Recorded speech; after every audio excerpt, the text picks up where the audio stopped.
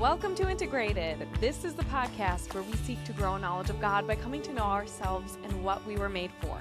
By bridging the gap between the intellect and the will, we have the capacity to understand our nature and grow as disciples of Christ, surrendering all that we are and all that we have to the truth. My name is Angela Erickson, and today I will be sharing with you an interview that I just did with an author named Bill Rivers. He wrote this book called Last Summer Boys. There's a link for it in the description, but it's a really good book. And when I started this podcast, I think a part of being integrated is really being aware of how art forms us, whether that is writing, reading. I love to read. I'm an avid reader, and growing up for me, reading was a way to escape. I loved being totally immersed in a story, in a plot, getting to know the characters and feeling them come to life as if I personally knew them. I'm really that person that when a book is done, especially if it was a good book, I almost grieve. I'm sad because I don't want it to end. I could keep reading about somebody's life story forever. So I definitely check out this book. It was a great interview. I really enjoyed interviewing Bill. He was just so nice. I just can't. He was so nice, and his background was perfect for writing this book. So anyway, if you've been enjoying Integrated, please subscribe. Hit the subscribe button. Click the like button if you like this episode. I would really appreciate it. And I'd love to hear from you. Feel free to comment below maybe what your favorite book was growing up. I know for me, mine was The Lion, the Witch, and the Wardrobe by C.S. Lewis, which not surprising. At the time, I didn't understand all the theological undertones, and now as an adult, I have really enjoyed rereading those books as I read them to my children. So I'd love to hear what your favorite book was. But anyway, great interview with Bill Rivers. I hope you'll find him on his social media, which I will also link in here. And make sure you go buy the book, because I think after this interview, you're going to see why this would be a great addition to your homeschooling curriculum, which is one reason I wanted to do the interview now as we all sort of prepare our years. But also, too, if you know of any young boys in our lives, sometimes I know finding a gift is hard, and too, it can be hard to encourage young men to want to read. We're so used to staring at screens all the time. But this could be a really good book to give to somebody you love for a gift, a Christmas gift. I don't know if some of us are maybe already doing some Christmas shopping because we hate doing it during December. I may or may not be speaking for myself, but I can assure you I will be giving this book to my younger brother, and I definitely would encourage you to get it on your to-read list. So thank you again for listening to Integrated, and I really hope that you enjoy this interview with Bill Rivers. Thank you, Bill, for coming on to Integrated with me today. I'm really excited to talk a little bit about your book, Last Summer Boys. This is your debut novel. Welcome to Integrated.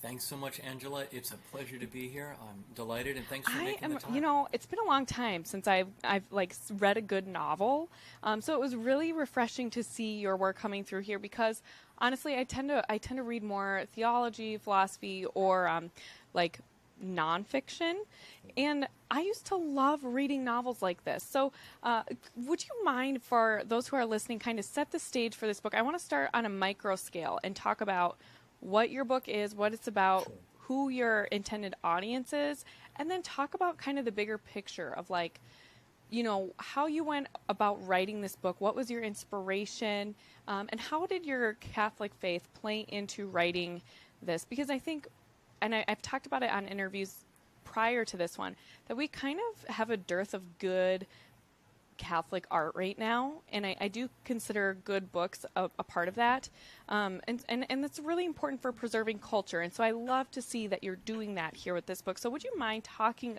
about what the scene is, who the audience is intended for, and we can go from there? Sure, yeah.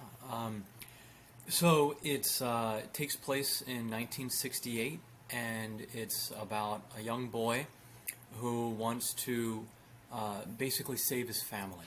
He has an older brother who he just reveres, and he is about to turn 18, and the Vietnam War draft is going on, and this little boy is terrified that his brother is going to get drafted and sent away to war, and he's deeply conflicted about that because he comes from a very patriotic family.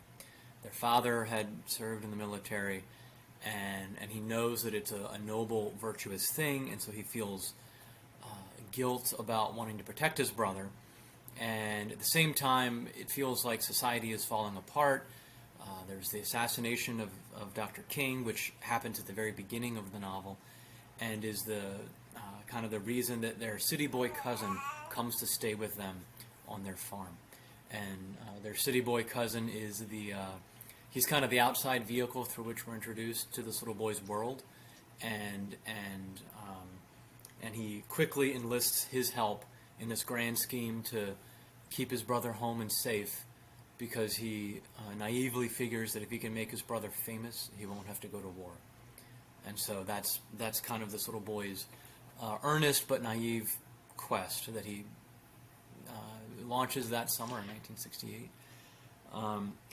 In terms of who it's written for, that's a funny question. I guess to a certain extent I wrote it for me and my family.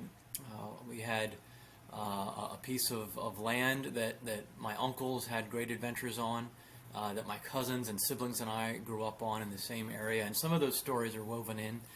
And it's a story about young boys becoming men, so it certainly appeals to them. But since it's been published, I have found a lot of, to my surprise, women, especially mothers, have reached out. They really seem to like it. And I'm very grateful for that. I was kind of surprised because it's kind of more of a boys in the woods sort of a story, but they seem to be loving it. So really, who is it for? I mean, everyone says this, but I think it's for everyone. There's a little bit of something for everyone. Yeah, I mean, and there's so many different themes woven throughout. So you have the war, you have the cousin kind of relocating, and it's all told through the main character, Jack's eyes. He's the narrator, and I love that. It's been a while since I've read that kind of first-person narration. It makes me think of, like, Hatchet. You know, I feel like all of us read Hatchet growing up, or To Kill a Mockingbird. And To Kill a Mockingbird, kind of similarly, you the way you write it, you see his manner of speaking. You can tell he's from the Appalachia, which I love too. And your language is so descriptive, so it really helps set the scene a lot, which I think can be, you know, I could see some people thinking, oh, this is, come on, like, I want to get on with the action. But really, for when you're crafting a novel, you want to set the scene, because it really helps draw people into the story so that they become engrossed and immersed in what's going on in the action taking place, and so that they can feel the emotions that are being conveyed through perhaps those very naive eyes. So I really loved that aspect of it. So, I could honestly see this, and the reason I wanted to bring you on at this time here in August, a lot of us are getting ready to put together homeschooling curriculums for the year. Now, I have children that are quite young, Sure. but I could see a mom with a middle school aged son or daughter wanting to bring this out and make it a part of their curriculum. So I would like to encourage everyone to do that. And it's just really interesting to me because you have quite the array of individuals who gave praises for your book. I mean, you have everybody from different generals to, Archbishop Chaput. I always wonder if I'm saying his name correctly, the Archbishop of Philadelphia. And then some others from, like, the New York Times and all kinds of stuff. So how did you manage, when I saw Archbishop Chaput's, review in here, I thought, okay, so he's definitely Catholic. How did you approach, like, I don't know, like, I just found that interesting. Why did you pursue a review from someone within the church? I'm curious to know that, to be honest. Sure. Well, I, in full disclosure, was very fortunate to know Archbishop Chaput when I was in graduate school in Philadelphia when he was Archbishop there, and I thought a lot of the themes were similar in the story to things that Archbishop Chaput had just commented on and taught about. And so the story really only has one character who's Catholic, and it's noticeable, but it's not the primary part of the story. And yet there's so much to the story that I think makes sense best if you understand kind of that that view of the world. If you take that kind of the Catholic anthropology. So I didn't set out to write a kind of an allegory or to take theological concepts and apply them, but if we try to live our faith, every day, then of course it's there in the writing, and I think that was probably why. And there were, but there were things I pulled on, as I'm writing it. This idea comes to, and you think, where is that from? And there's a part a little bit later on where the boys help a neighbor who is being pestered and beset by a roving gang of motorcyclists, and they come to his house every so often, and they tear up his chicken coop, and the boys decide to help him. And after I wrote it, I looked back on it, and I just thought, well, that's Greek mythology. Those are the harpies, and the boys are helping this older man who is playing the part of kind of a seer for them. And I didn't set out necessarily to borrow some Greek mythology and drop it into Appalachia and in my novel Last Summer Boys, but it was there. And I think that was true with a lot of the Catholic ideas. The dignity of the human person, it's inviolable. You always have it. Redemptive suffering, that pain and suffering in this world are not the end of the line, and you actually can redeem suffering if you accept it out of love for someone else, and it changes it. Doesn't take away the pain, but it changes it, and it changes us. And so I wanted to tell a story about that. I wanted to tell a hopeful story about a family, and especially this little boy. And you mentioned the first person. I, growing up, hated reading first-person stories. I never liked them. I thought they were too informal, which is just, I don't know, it was just weird, but it's what I felt. And I tried to write it in the third person for a couple years, and really I switched to first person because it's a much more efficient way of telling a story. You don't have to explain why a character knows something. You can just, it's their experience. Of course they know this. Whereas if you're third person, limited, omniscient, you have to kind of show, don't tell, and explain how they know. And it was just a really efficient vehicle for telling the story. And then, just as it kind of developed his voice, I just loved the little narrator. He's just an earnest little kid who observes things, some of which he understands very well, some of which he has no idea what's going on. He has an older brother who falls in love in the story, for example, and it's distasteful to him because it takes him away from their adventures. And I think we've probably all been there to some extent. We had an older friend or a sibling who got a significant other, and we didn't see them as much. And what gives? Yeah. So that's part of it too. Yeah, and I love that was woven in there too, because it adds some complexity and realism to that teenage experience, a coming of age, which is really what I've seen over and over again. When I was looking at reviews and things like that, everyone kind of marks that this is a coming of age story, and it's really set in that time frame of being drafted for the Vietnam War and everything else. I'm really curious, and I like to ask people who create things. What is that process like for you? Because I was reading more on you, and it looks like you did an extensive amount of research. I know in your thank you in the back, your acknowledgments, I mean, it sounds like you had a lot of resources to dive into to create as realistic of a novel as you possibly could. So what was that like, and how did you get into that creative process? Sure. Now it's a lot. So, like I mentioned, some of it was family stories that I remembered my grandfather telling me. But a lot of it, I would say most of it, was written at the Russell Kirk Center in Mecosta, Michigan, which, if you're not familiar with it or have never been there, it's just a beautiful place, and it's a personal library of a writer in American kind of political government. Who was really important, not only in his day in the 50s and 60s, but but ever since really. And I had the opportunity to go out there for the summer in 2015 and just be there for most of the summer working in this beautiful old library. And it was just very peaceful, very, very much a secluded area, but surrounded by these great books and these works of literature, and could just really focus.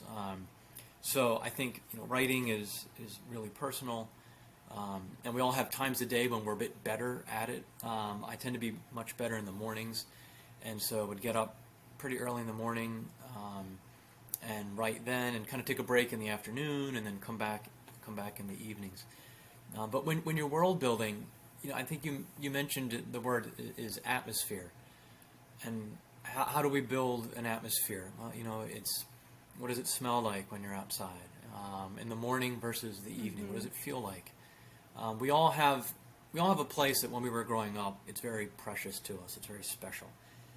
Doesn't have to be a place in nature. It could be your grandparents' home. But if I were to ask you, Angela, right now to tell me about that place, whatever place it was, you could tell me all about it, and you could tell me what it was like to grow up there, and how it made you feel.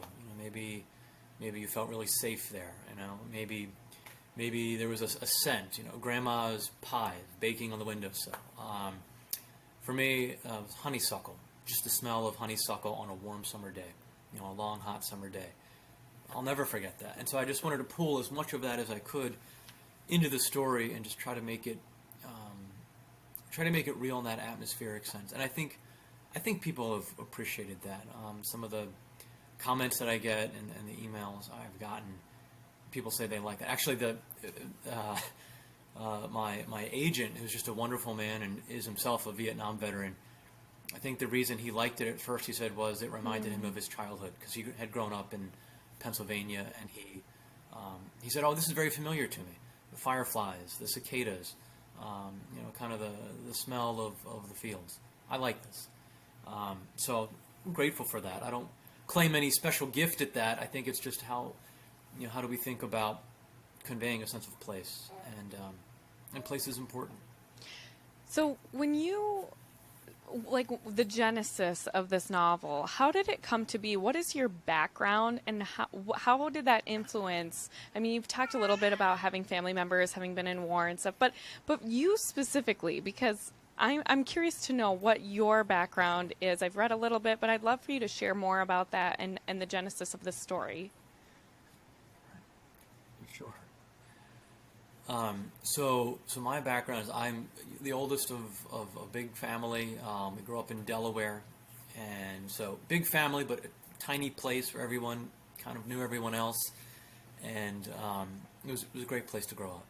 And I ended up coming down to Washington, D.C., and I worked in the Senate on Capitol Hill. So I actually did communications in the Senate, and I loved it. It was really a great way to have purpose in your work, feel like you're helping the country most days, and then I was able to go do that at the Pentagon for a few years, and so really my professional background is communicator, a writer, and some policy thrown in there too, national security, but it's I came from a family of storytellers, and we would sit around the campfire at night at my grandparents' house and just tell and retell some of these old stories.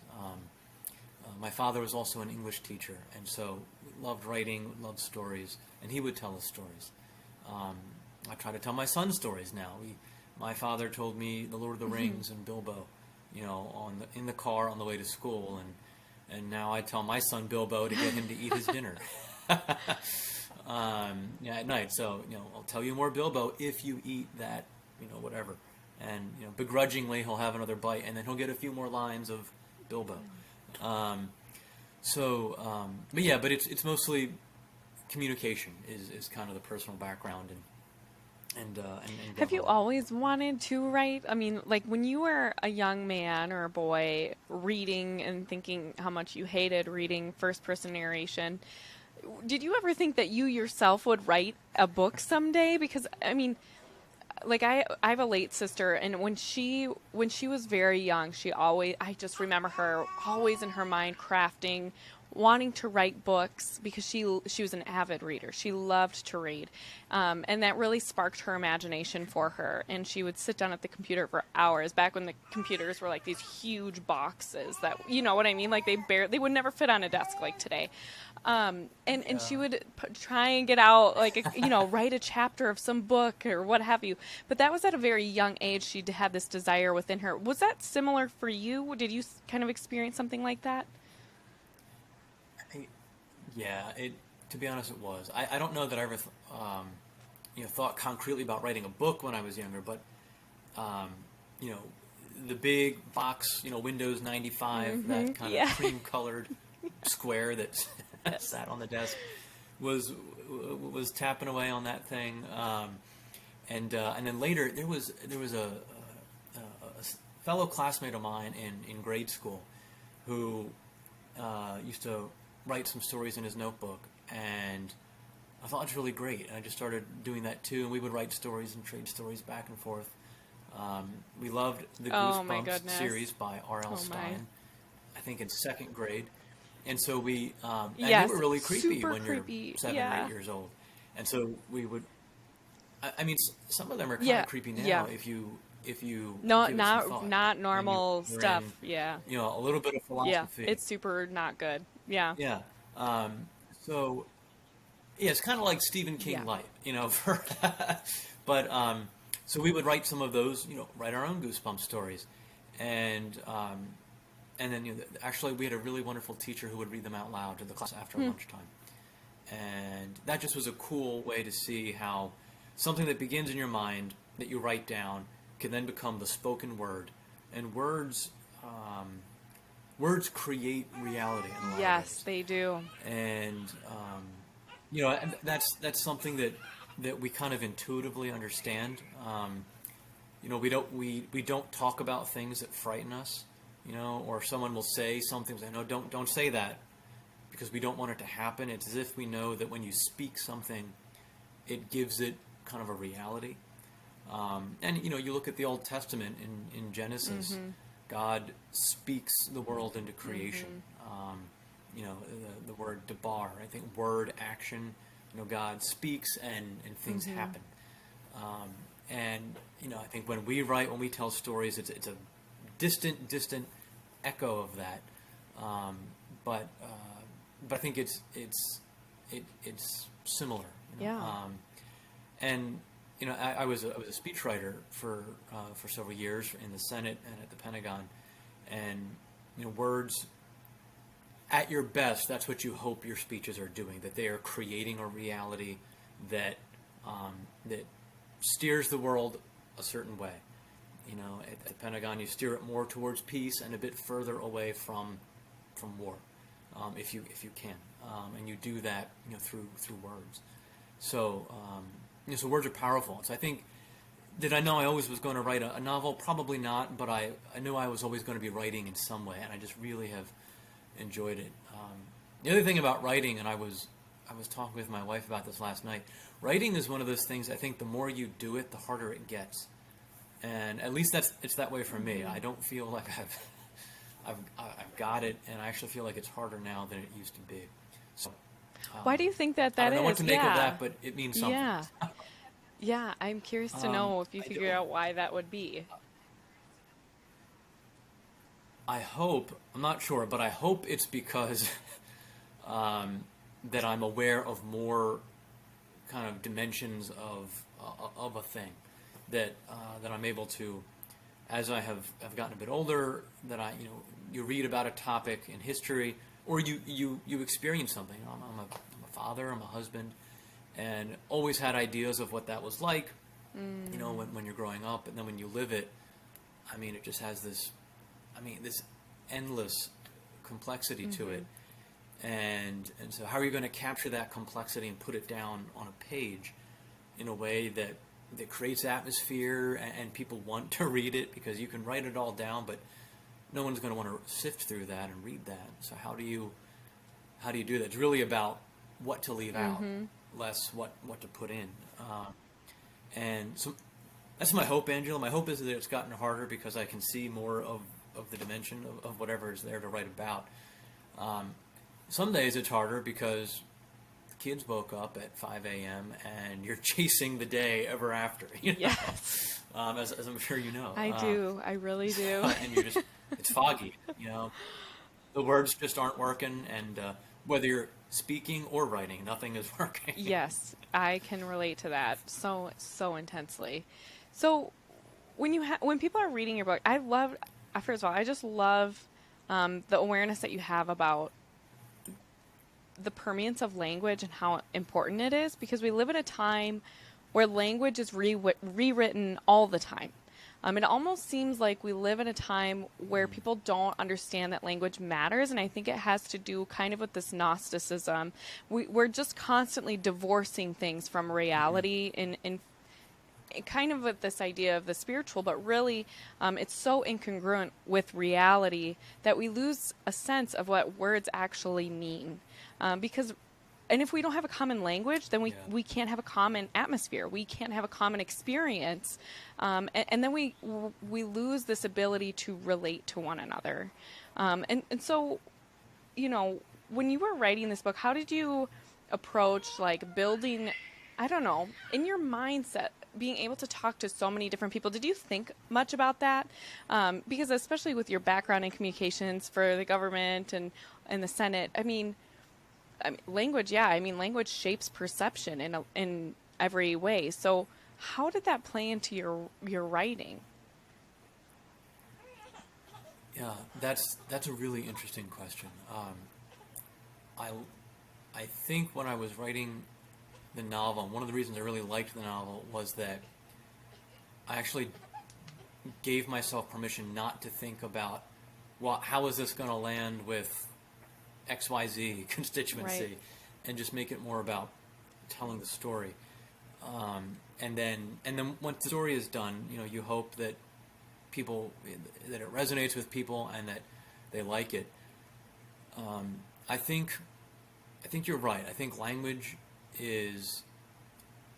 does undergo changes over time, and to a great extent that's natural. You know, the English language is different now, and you know, 1066, the Norman conquest of England, you know, all these new words come into the language. But there's a difference between that change, which is gradual and kind of organic, and a more aggressive change that has as its motivation changing something, changing reality for the sake of changing it, purposeful changing it. So when the Saxons come over, you know, and the French, who became the French, come into the British Isles, the language changes as a result of something that's happened, as opposed to, say, the Soviet Union, where, you know, or you know, in any of, you know, Orwell describes this really well. But in the old, you know, Soviet bloc, language is changed to change reality. Language doesn't change as a result of a change that's already underway. So for that, it's hard. But with the Soviet Union, just as an example, that whole superstructure is premised on a lie, and it's built on a lie about the human condition. It's built on a lie about the way people are. Certainly, it's a lie from a theological perspective. It's an atheist construct, and so, you know, and to be, I guess, you know, metaphysical about it, things that are true have substance, and so things that aren't true don't have as much substance, and so they're less stable, and so truth is stabilizing, and lies are inherently unstable, and evil empires premised on lies will totter eventually. It's just a question of how long and how much damage do they do, you know, on their way down. And in the case of the Soviet Union, it was great damage, terrible damage over a long time. But I think the thing that I think about is, well, reality always wins, because there comes a point where you know, it's there, Yeah. and you can't kind of escape it. And with the Soviet Union, you know, enough pain and time had passed, and people were just, this is not how human beings are. The system is painful and hurtful, and it's unjust, and it won't stand. And it requires courage from, you know, people like John Paul II and, you know, Margaret Thatcher and Ronald Reagan and all of these, you know, Lech Walesa, all these people we know about, and probably, you know, thousands and thousands of other people that we'll never know about. You know, just dissidents, people behind the Iron Curtain, people in concentration camps, and, you know, in the Gulag, who just refused to live by it. There's a great book called The Gulag Archipelago by Alexander Solzhenitsyn that talks about this, and I don't know if it's in that book or in a different book of his, and it's embarrassing that I can't remember, but he talks about how do you exist in a system like that, and he said the first thing you do is just don't live by lies.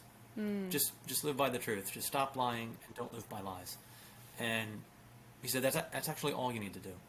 So I thought that was poignant. So, you know, but I wasn't thinking about the Soviet Union when I was writing Last Summer Boys. I was mostly concerned with, you know, how do I tell a story that isn't boring? Well, Because I family tell me it was boring the first couple drafts, and that's just like a knife in the heart, the worst thing you could hear. So, well, and it's so funny that you say that, because I was reading one of the reviews. it's not boring now. I No, assure you. one of the reviews actually accuses you almost of packing too much action in there, and claiming that it made it somewhat unrealistic in a sense.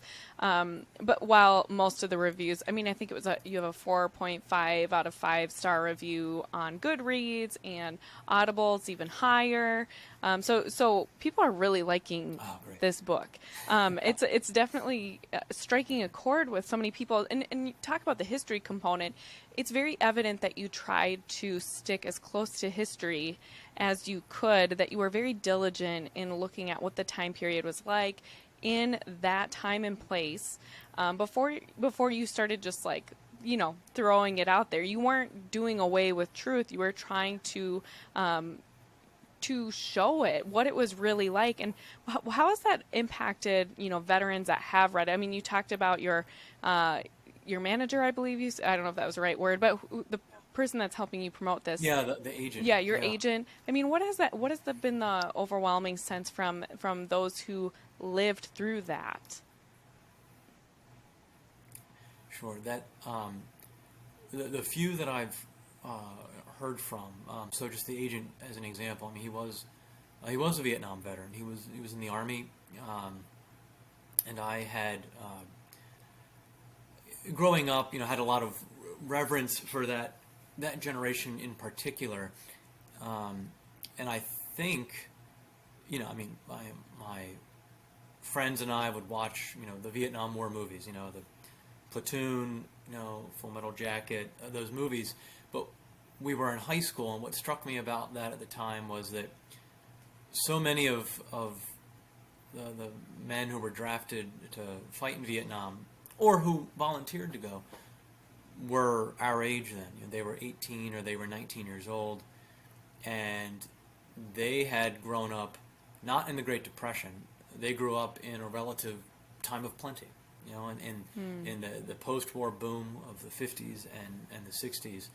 So for a lot of them, this is it's a different experience, and of course we know the after experience of that, you know, returning home to a culture that was in many ways very hostile to them. Yeah.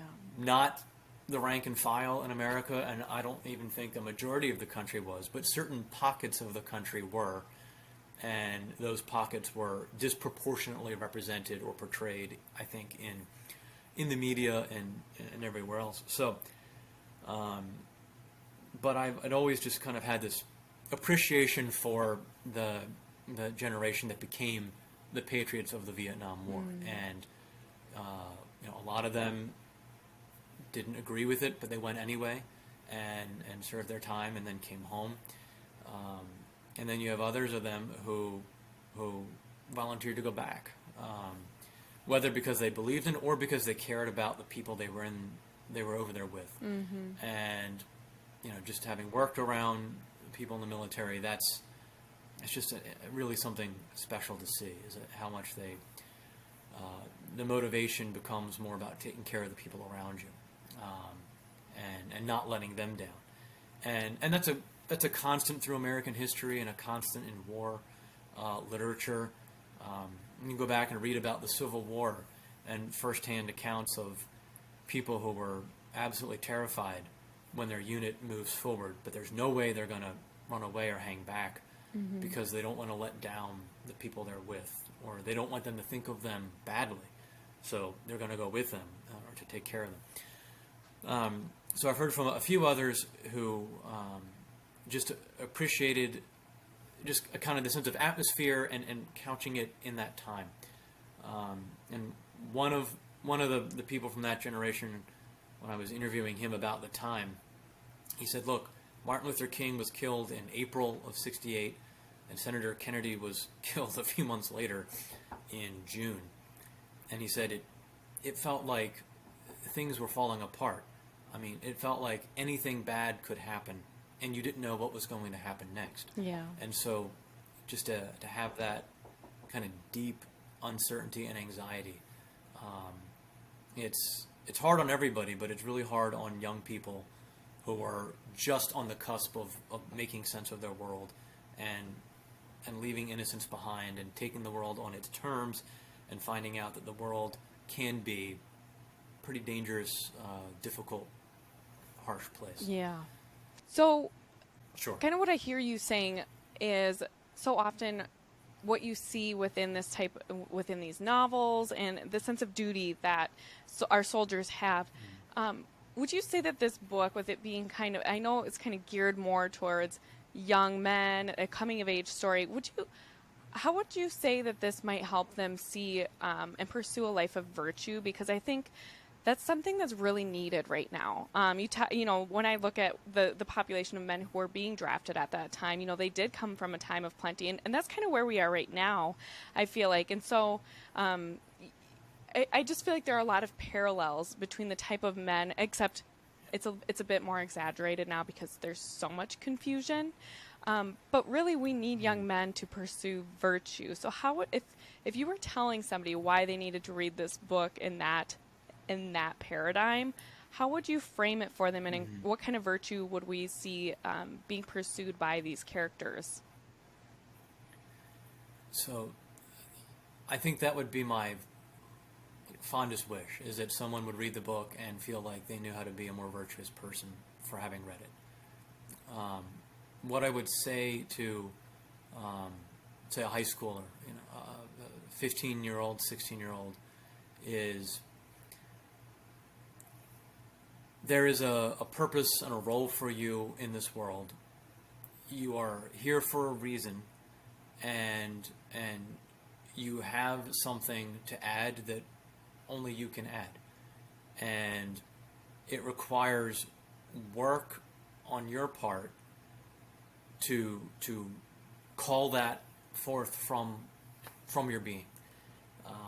Whether that's to be married and be a father, whether that's to, in our Catholic context, to be a priest, and to serve people in that way. But I fundamentally believe that we're each of us here for a purpose, and that we have purpose, and that what makes us happiest in life is not actually doing whatever we want, or whatever we feel like we want in the moment, but actually finding that purpose and then pursuing it really aggressively with everything we have. And there's kind of a joy that comes with that. It's a joy in the midst of great difficulty and hardship that I think that's why we're here. And that's true of anybody, young women, young men, but I think for high school boys, I would just tell them that, because I remember being 15 years old, and you daydream about doing great things. You want to be in the NFL, maybe you want to be a soldier, maybe you want to, I don't know, you want to You want to be a fighter pilot. You know, who doesn't want to be a fighter pilot when they're 15 years old? But they all have these aspirations, and I think that's a reflection of wanting to be something great and good. And you know, over our lives, we don't all end up becoming astronauts or you know, fighter pilots or you know, going to the NFL. But that doesn't mean that there's not really great work set out for us in our lived reality, in our day to day. And so I would encourage them to do that. And I think in the novel, you know, in Last Summer Boys, I think the characters, you know, there are three brothers and then their cousin. I think they all come to some understanding of that. So I won't give away the ending about the older brother going to the war, but I will say he has an understanding of that and what that is. The next younger brother, the one who falls in love, he had all of these grand ideas about politics and being active that way and fulfilling himself through that way, and that changes for him when he meets this young girl and falls in love. And he's the most dynamic character. He undergoes a very important change.